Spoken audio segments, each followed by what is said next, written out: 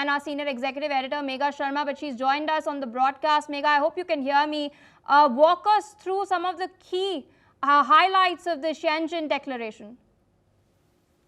The number one takeaway from the declaration that has been adopted by the SCO member nations is the condemnation of the Pahalgam terror attack that took place in Jammu and Kashmir, and that has been India's push for the last so many months to spread the message across the globe, to unite countries in the resolve, in a global resolve, in the resolve of the member nations of the SCO to condemn this attack and to stop the perpetrators and eliminate them from spreading violence, from spreading hatred, and from spreading extremism, separatism, and terrorism. And that is the number one big success for India over here.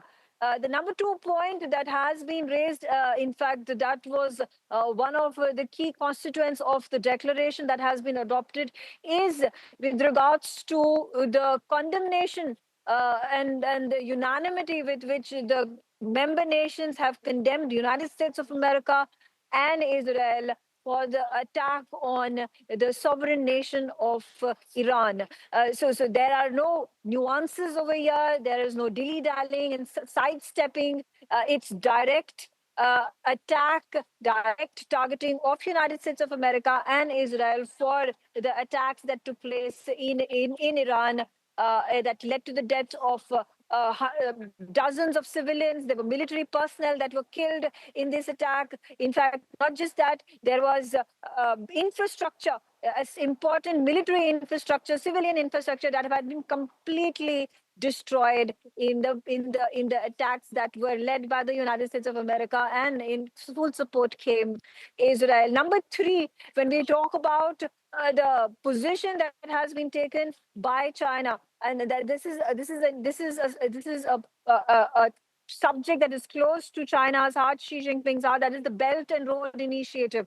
The countries, but barring India, there is Iran, there is Turkey, there is Azerbaijan, there is Pakistan, of course, that have supported China in its Belt and Road Initiative. India has been conspicuous by its absence in supporting this particular aspect of the declaration, but it still finds its mention in that entire declaration document that has now been adopted. Not just that, Russia has in fact gotten what it wanted to, because all the 10 SCO member nations have supported Russia when it goes out and says that the Ukraine-Russia war that has been going on for 3.5 years is not the result of the alleged Russian invasion into Ukrainian territories on the eastern border. It is, in fact, number 1,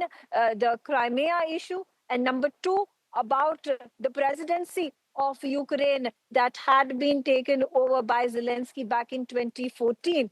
And these are the and of course, President Putin and Russia have put out that the contention that Russia continues to raise with regards to the Ukraine-Russia conflict is that Ukraine has time and again been desirous of being included in NATO, which is unwarranted, which something that Russia completely rejects, outrightly rejects, and will never accept.